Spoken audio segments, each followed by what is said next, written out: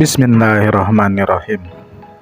Assalamualaikum warahmatullahi wabarakatuh. Halo teman-teman, berjumpa lagi di channel Ojowedi. Terima kasih kepada teman-teman yang telah mendengarkan cerita-cerita di channel Ojowedi. Tak lupa kami juga ucapkan terima kasih kepada teman-teman yang telah mensupport channel Ojowedi agar makin berkembang dan bisa menghibur halayak yang lebih ramai. Seperti biasa, jika sudah siap, selamat mendengarkan. Tengah malam, sekitar jam 12, seorang wanita berparas cantik bersama dua orang lelaki berbadan besar masuk ke dalam lobi hotel. Langkah mereka tampak tergesa-gesa dan langsung menghampiri dua orang resepsionis yang sedang berjaga. Dari penampilan wanita yang mereka bawa, orang pasti bisa menilai kalau wanita itu adalah pelacur. Dandannya menor, gincu merah tebal menempel di bibirnya, bedak murahan melapisi wajahnya. Baju yang ia pakai menampakkan pusar atau udel perut. Celananya juga pendek sepaha dan hampir seselangkangan. Kamar nomor 111. Tanpa menyapa lagi, lelaki itu menunjukkan tangan untuk meminta kunci. "Sudah booking ya, Pak?" tanya Harry, si resepsionis. "Iya." "Gak usah banyak tanya, cepat." Lelaki botak yang satu lagi malah membentak. "Maaf Pak, bisa tunjukkan KTP-nya?" pinta Harry. Salah satu dari mereka menyerahkan KTP dengan wajah kesal. Harry dibantu rekan kerjanya langsung memeriksa data diri lelaki itu di komputer. "Baik Pak, mari saya antar." Setelah ketemu, Harry langsung mengantar pria itu. Mereka naik ke lantai 2, melintasi koridor kamar hotel. "Ini kamarnya Pak." Harry membukakan pintu kamar sambil tersenyum ramah. "Wah, itu pasti punya tamu barusan." Tiara bangkit dari tempat duduknya lalu mengambil dompet tersebut. Ia membuka dompet itu lalu mencomot sebuah KTP dari dalamnya. Tiara memperhatikan foto KTP tersebut. Wajahnya sama persis dengan tamu yang datang barusan.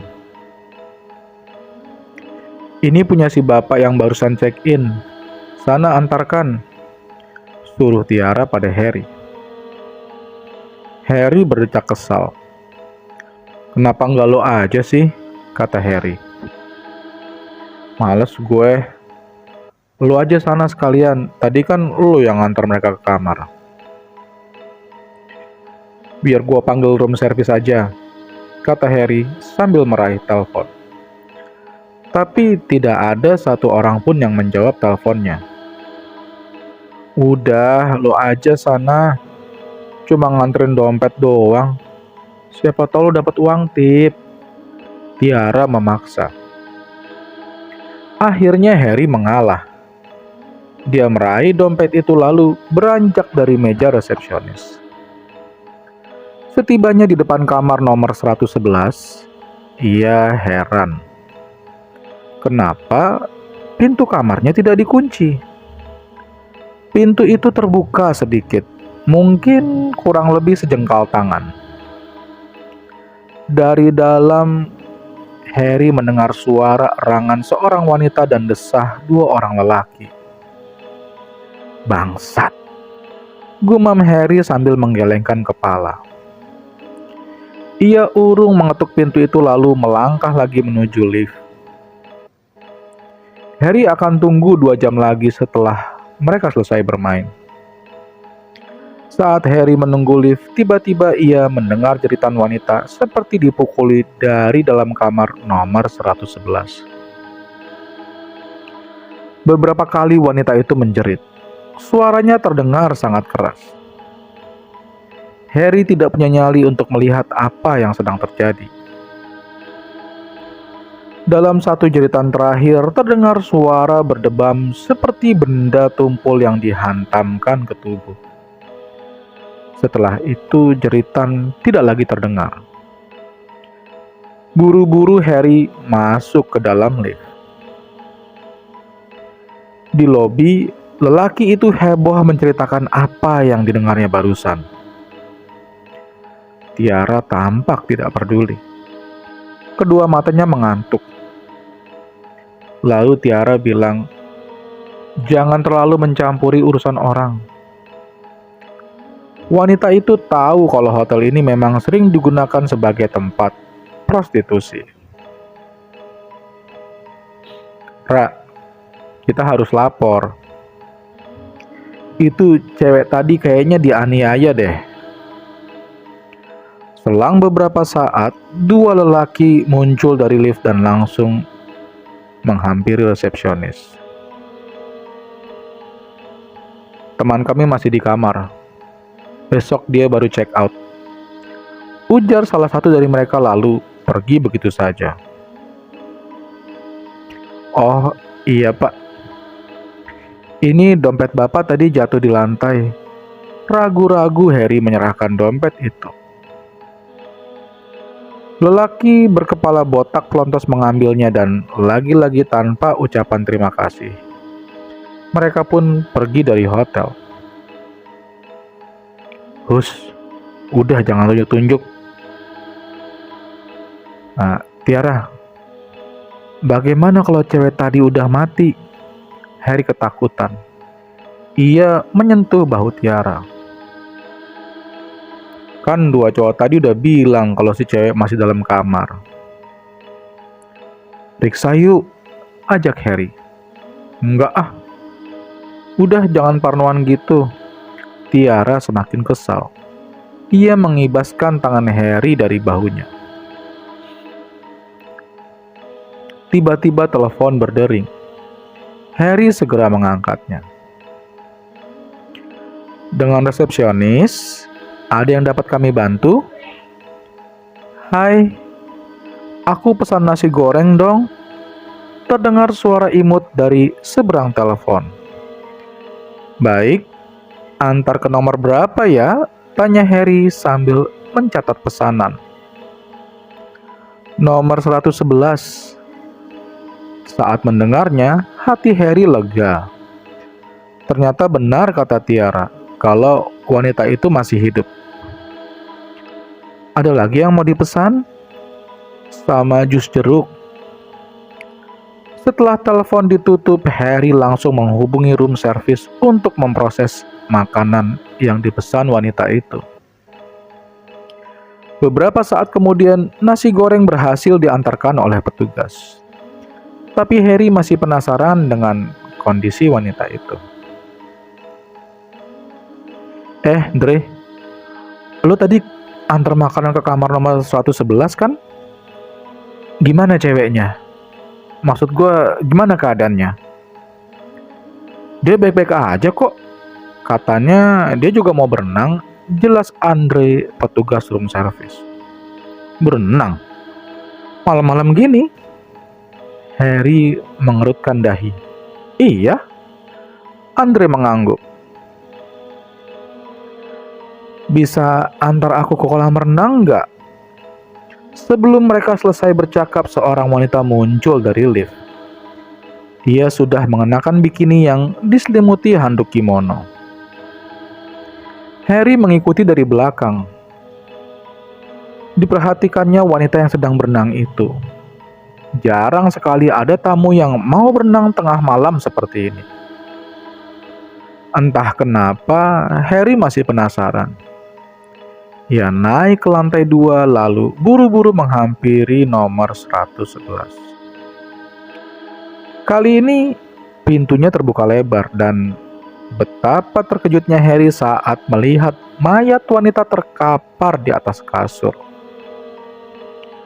Mayat itu melotot, kepalanya retak seperti habis dihantam benda tumpul.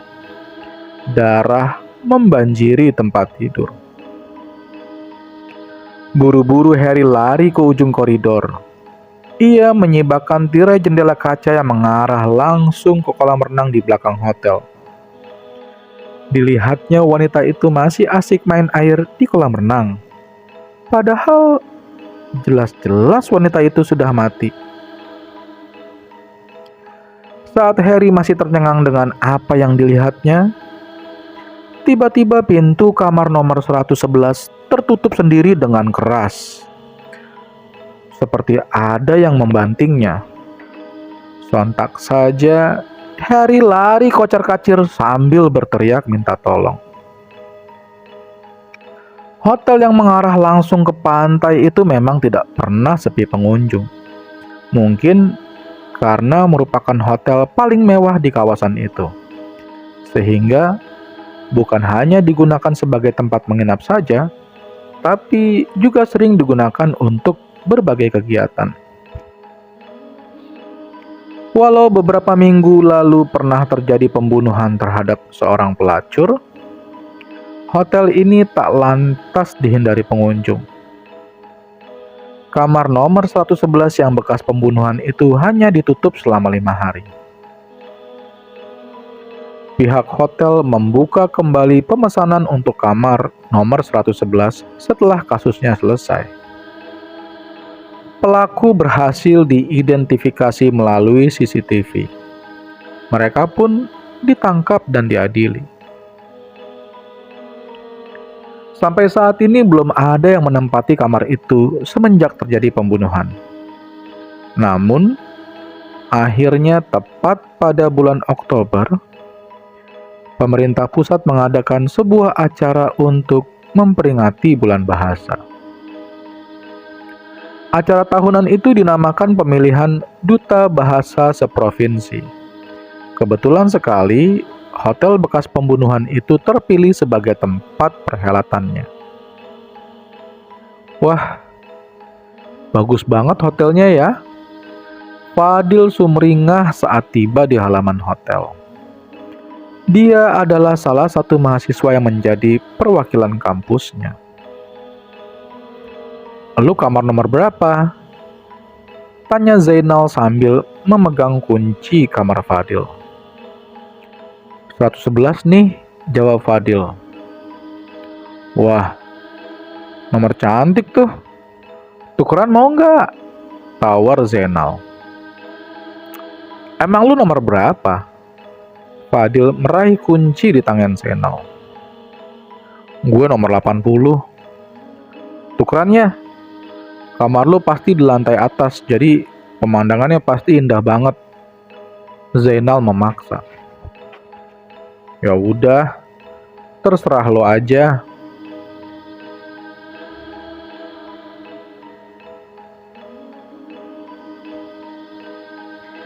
Bagi Fadil tidak masalah mau tidur di kamar nomor berapapun. Yang terpenting baginya bisa istirahat. Perjalanan dari kampus ke hotel lumayan membuatnya lelah. Dia ingin segera membaringkan diri di kasur hotel yang empuk. Zainal diantarkan ke lantai 2 oleh Harry, si resepsionis yang pernah melihat mayat di kamar itu. Wajah Harry terlihat gugup. Sebenarnya dia khawatir pada tamu yang sedang diantarnya. Harry yakin kalau wanita yang pernah mati di kamar itu masih bergentayangan. Sebabnya Harry sering mendengar suara gaduh di dalam kamar nomor 111. Kadang ada suara tawa perempuan, kadang menangis.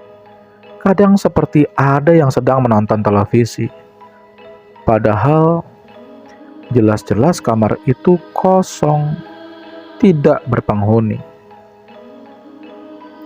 Kamar itu rapi, ada spring bed warna putih dan 2 bantal. Di dindingnya menempel TV LED 40 inch. ada kulkas kecil di samping tempat tidur, juga ada meja makan dan kursi kasual di dekat jendela. Kamar itu juga dilengkapi sebuah kamar mandi yang terbilang cukup mewah. Di atas meja sudah disiapkan sepasang sendal selop tipis ala hotel. Entah dari mana asalnya, tiba-tiba terngiang di telinga Harry suara tawa seorang wanita. "Ada apa, Pak?" tanya Zainal yang heran melihat ekspresi si resepsionis. "Oh, gak ada apa-apa. Kalau butuh sesuatu, telepon aja ya. Itu nomornya sudah tertera." Harry kemudian menutup pintu kamar tersebut. Setelah mengikuti pembekalan di ballroom selama berjam-jam, Zainal pulang ke kamarnya. Dia sangat lelah. Lampu ia matikan dan hanya menyalakan lampu tidur saja. Televisi dibiarkan menyala, menayangkan channel khusus olahraga. Tidak lama kemudian, dia tertidur sementara televisi masih menyala. Entah pada jam berapa Zainal terbangun. Ia mendengar tawa seorang wanita seperti sedang asik menonton televisi. Dalam keadaan mengantuk, ia meraba-raba remote televisi. Matanya memicing ke arah layar. Sebelum terlelap kembali, tiba-tiba dia mencium bau parfum wanita yang sangat menyengat. Ia mengendus-enduskan hidungnya lalu mengernyitkan dahi. Zainal pun terbangun dan melangkah ke kamar mandi karena bau parfum itu berasal dari sana. Sesaat sebelum ia membuka pintu kamar mandi, seseorang menekan bel pintu kamarnya. Berkali-kali bel itu ditekan, terkesan memaksa. Zainal membuka pintu kamarnya. Ia menoleh ke sekeliling, tapi tidak ada siapa-siapa di sana. Pikir Zainal, mungkin tadi ada orang yang iseng. Pintu kemudian ditutupnya kembali. Masih penasaran dengan bau parfum yang ia endus, ia akhirnya perlahan membuka pintu kamar mandi itu. Anehnya, tidak ada apa-apa di dalam sana. Zainal mendongak ke atas, tapi tetap saja tidak ada apa-apa. Ia berdejak kesal, lalu kembali ke kamar tidurnya. Malam itu akhirnya ia bisa tidur dengan nyenyak. Namun, lagi-lagi saat ia bangun di pagi hari, televisi di kamarnya sudah menyala. Ia mencoba mengingat-ingat dan yakin tidak menyalakan televisi sebelum tidur.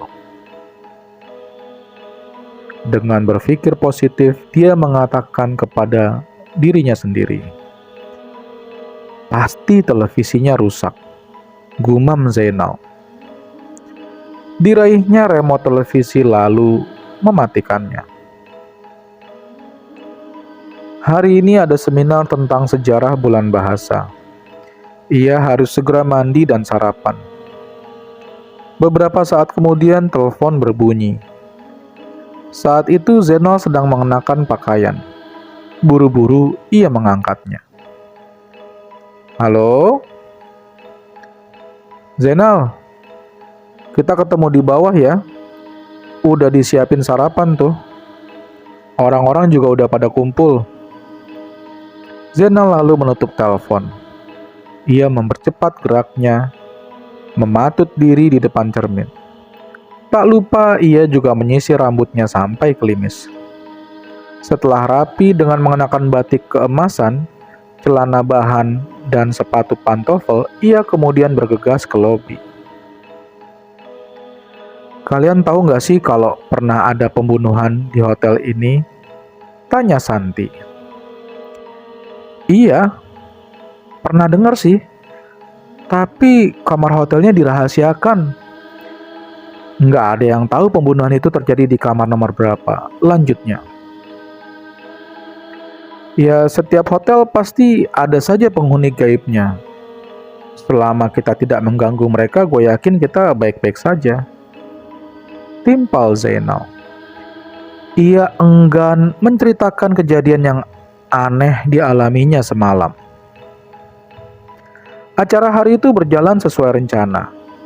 Ada sesi seminar, perkenalan masing-masing peserta, dan interview bersama para juri. Selepas acara, Zainal kembali ke kamar. Ia sangat lelah setelah mengikuti rangkaian acara seharian. Setibanya di kamar, ia heran lantaran kamarnya acak-acakan seperti kapal pecah. Padahal ia ingat tadi ia sudah merapikannya. Lebih parahnya lagi, ada bungkusan makanan ringan yang berserakan di lantai. Itu adalah makanan yang sengaja ia bawa dari kampus. Siapa yang sudah memakannya ya? Tanya Zainal dalam hati. Yang lebih membuatnya kaget, ada jejak kaki berlumur darah di kamar. Jejak itu mengarah ke koridor sebelah kanan. Karena penasaran, ia pun mengikuti jejak kaki tersebut. Tapi di depan jendela hotel, jejak itu terputus. Dari jendela itu, Zainal melihat ada seorang wanita. Ia sedang asik berenang di kolam renang belakang hotel. Nal, seseorang menyentuh pundaknya itu dan membuat Zainal terkejut bukan main. Ah, ngagetin aja lu, Dil. Ternyata itu Fadil. Zainal berdecak kesal. Sebisa mungkin Zainal menyembunyikan ketakutannya. Ia tidak mau membuat suasana semakin kacau. Dalam hatinya, ia sebenarnya bersyukur si Fadil mau numpang tidur di kamarnya. Malam itu, Fadil tidur di kamarnya Zainal. Mereka tidur sangat nyenyak. Tidak ada makhluk halus yang mengganggu mereka. Tepat jam 6 pagi telepon berbunyi, membangunkan Zainal.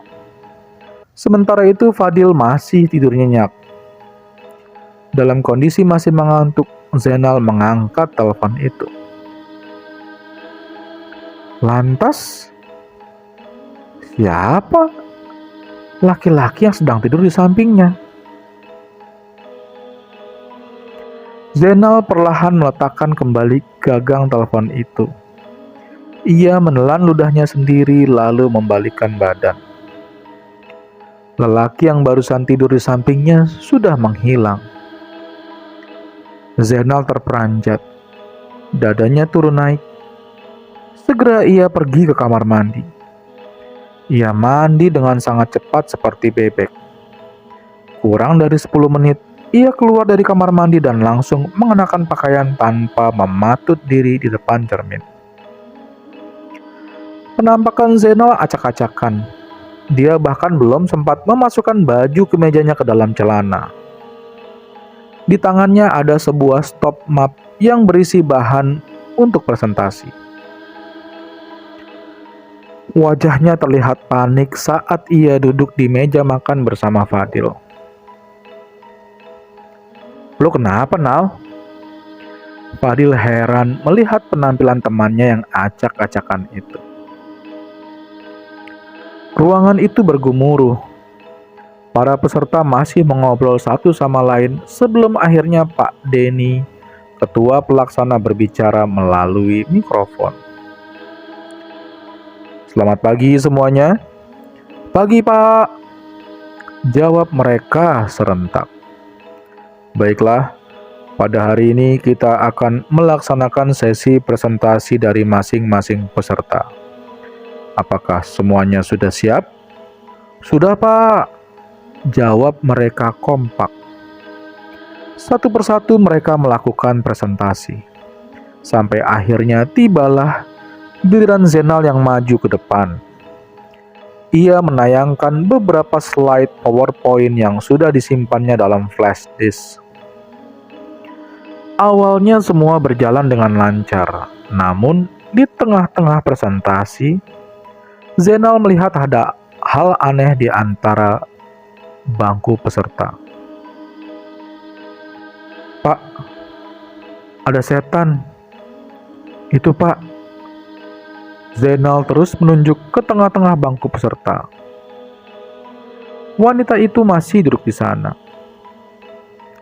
Mas, tolong ambilkan air, pinta Pak Denny pada salah satu panitia. Air dalam botol itu dibacakan doa-doa oleh Pak Denny. Ia lalu membasuhkan air tersebut pada wajah Zainal. Seketika saja wanita yang dilihat Zainal menghilang. Ia mulai tenang, tapi napasnya masih terengah-engah. Tidak apa-apa. Semua peserta duduk kembali di tempat masing-masing. Kita akan lanjutkan presentasinya, ujar Pak Denny. Saya tetap mau pindah kamar, Pak. Ya sudah, nanti saya coba carikan yang mau bertukar kamar sama kamu ya. Doni, salah seorang peserta, mau bertukar kamar dengan Zainal. Malam itu ia mengajak Fahri, teman satu kampusnya, untuk menginap di kamar nomor 111. Bukan untuk diskusi materi presentasi, melainkan untuk bermain jelangkung. Mereka berdua memang suka dengan hal-hal gaib.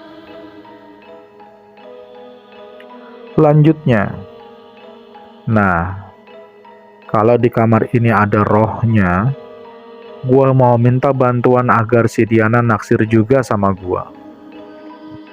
Fahri mengangguk-angguk, lalu mengatakan, masuk akal juga sih. Doni lalu mengeluarkan jelangkung dari dalam tasnya. Jelangkung itu terbuat dari batok kelapa yang digambar bentuk wajah dengan spidol permanen, baju bekas, dan 2 batang kayu. Di ujung kayu jelangkung itu berbentuk runcing. Entah kenapa dibuat seperti itu. Keduanya langsung memegang batang jelangkung sambil mengucap mantra yang Doni dapatkan dari internet. Jam 12 malam, Doni mendengkur. Dia tidur dengan sangat nyenyak. Lampu dimatikan. Yang menyala hanya lampu jelangkung tadi yang masih tergeletak di lantai bersama lilin yang sudah padam. Namun, tiba-tiba lilin itu menyala kembali dengan sendirinya. Jelangkung bergerak seperti ada yang menggeserkannya, lalu seketika berdiri dengan tegak. Jelangkung itu melayang di tengah temaramnya cahaya lilin. Dari langit-langit kamar, muncul seorang wanita menirukan mantra jelangkung yang diucapkan Doni. Jelangkung itu semakin mendekat. Kini, ia melayang di atas Doni yang sedang tidur nyenyak. Pagi hari, bel kamar Doni berbunyi. Dia kesiangan.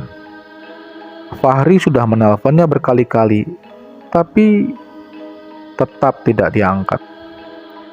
Sekarang pintu itu digedor keras oleh Fahri.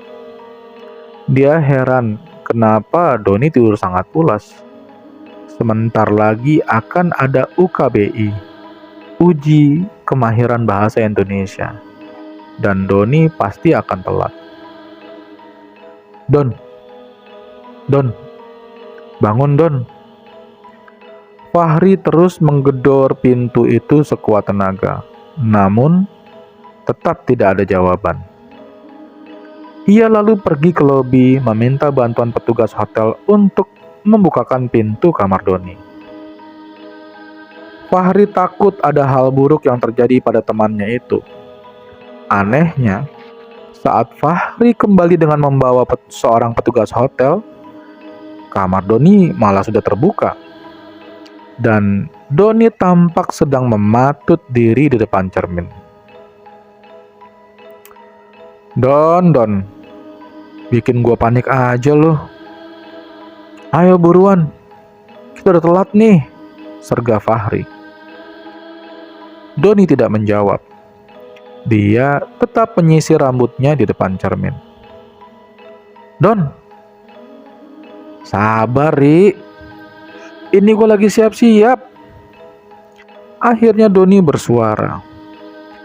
Nada bicaranya datar dan tidak seperti biasanya. Fahri melirik lantai, mencari jelangkung yang mereka mainkan semalam, dan ternyata sudah tidak ada. Fahri menyuruh petugas hotel untuk pergi. Don, jelangkungnya mana? Desis Fahri. Ada di tas gue. Oh, ya udah. Yuk, buruan. Udah pada mulai ujian tuh. Bersambung ya teman-teman. Terima kasih telah mendengarkan cerita-cerita di channel Ojawadi. Akhir kata, wassalamualaikum warahmatullahi wabarakatuh.